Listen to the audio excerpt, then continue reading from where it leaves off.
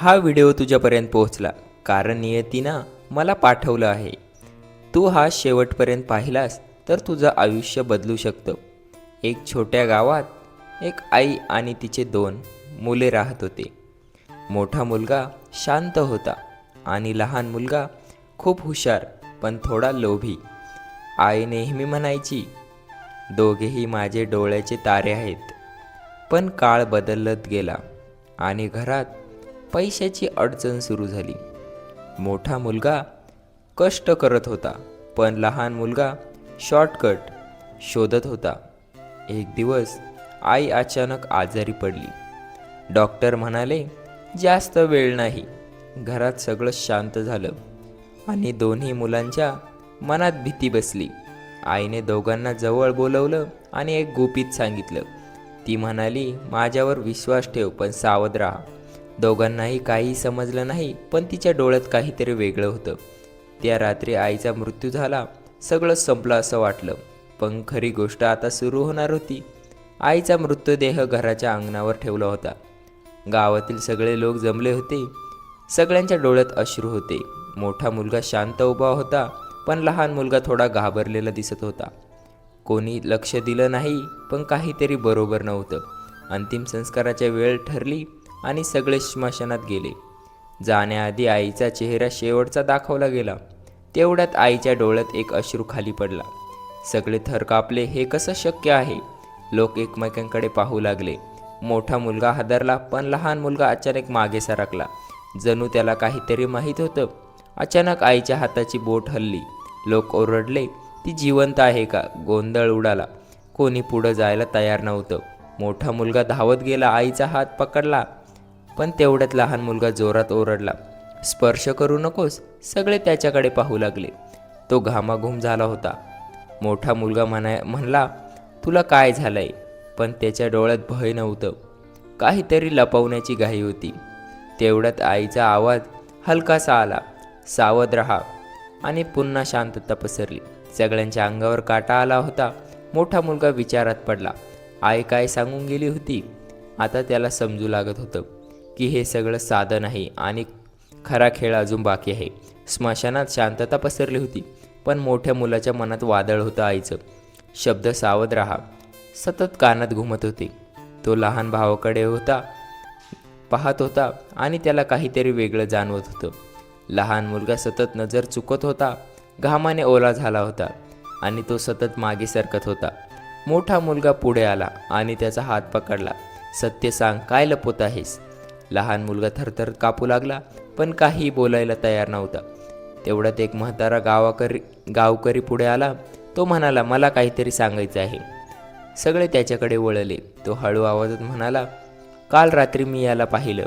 आणि त्याने थेट लहान मुलाकडे बोट दाखवलं. हा औषधाच्या बाटलीत काहीतरी मिसळत होता. सगळे थक्क झाले. मोठा मुलगा ओरडला, हे खरं आहे का? लहान मुलगा आता थांबू शकला नाही. त्याचे डोळे भरून आले. तो खाली बसला आणि रडत म्हणाला, हो मी केलं. सगळ्यांच्या पायाखालची जमीन सरकली. मोठा मुलगा हादरला, तू आईला विष दिलंस? लहान मुलगा रडत म्हणाला, माझा हेतू मारण्याचा नव्हता, मी फक्त झोपवायचा होता कारण तिने संपत्ती माझ्या नावावर करायला नकार दिला होता. सगळे स्तब्ध झाले पण अचानक मोठ्या मुलाला आईचे शब्द आठवले, माझ्यावर विश्वास ठेव पण सावध राहा. आता त्याला समजलं होतं, आईला आधीच सगळं कळालं होतं. ती शेवटच्या क्षणी त्याला इशारा देत होती. पण अजूनही एक प्रश्न होता, जर आई मेली होती तर तिचा आवाज कसा आला आणि हात कसा हलला?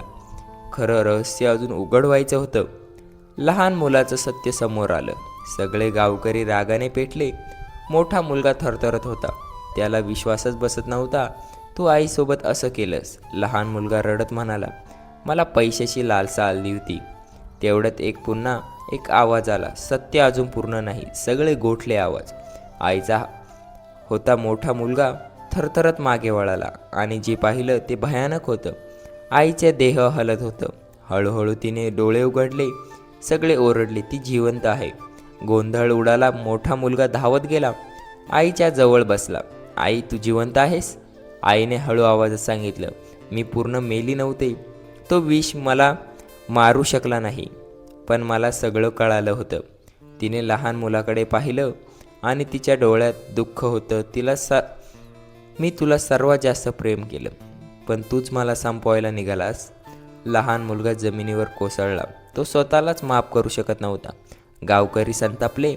ते त्याला पकडायला पुढे आले, पण आईने हात वर केला आणि सगळ्यांना थांबवलं. ती म्हणाली, त्याला शिक्षा कायद्याने होईल, पण आज त्याला त्याची पापाची जाणीव झाली. मोठा मुलगा रडत होता. घर पूर्णपणे तुटलं होतं.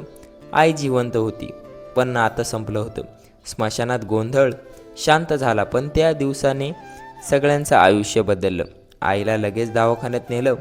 ती वाचली, पण खूप कमजोर झाली. मोठा मुलगा तिच्या जवळच राहिला दिवस रात्र. तिची सेवा करत होता, पण लहान मुलगा तो पूर्णपणे तुटून गेला होता. त्याला पोलिसांनी अटक केली. गावकरी त्याच्याकडे तिरस्काराने पाहत होते. तो रडत होता. मी माझ्या आईला संपवायला प्रयत्न केला. काही दिवसांनी आईने एका मोठा निर्णय घेतला. ती पोलीस स्टेशनला गेली आणि म्हणाली, माझ्या मुलाला माफ करा. सगळे थक्क झाले.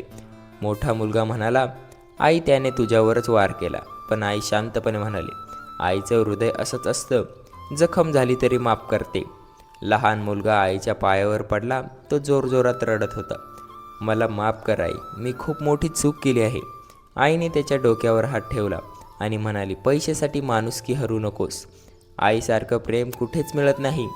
त्या दिवशी एक पाप संपलं, पण एक मोठा धडा जन्माला आला.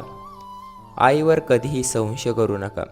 लोभ माणसाला राक्षस बनवतो आणि आईचं प्रेम शेवटपर्यंत जिंकत राहा. हा व्हिडिओ इथपर्यंत पाहिलास म्हणजे नियतीने तुला हा धडा शिकवण्याचा होता. कमेंटमध्ये आई लिही आणि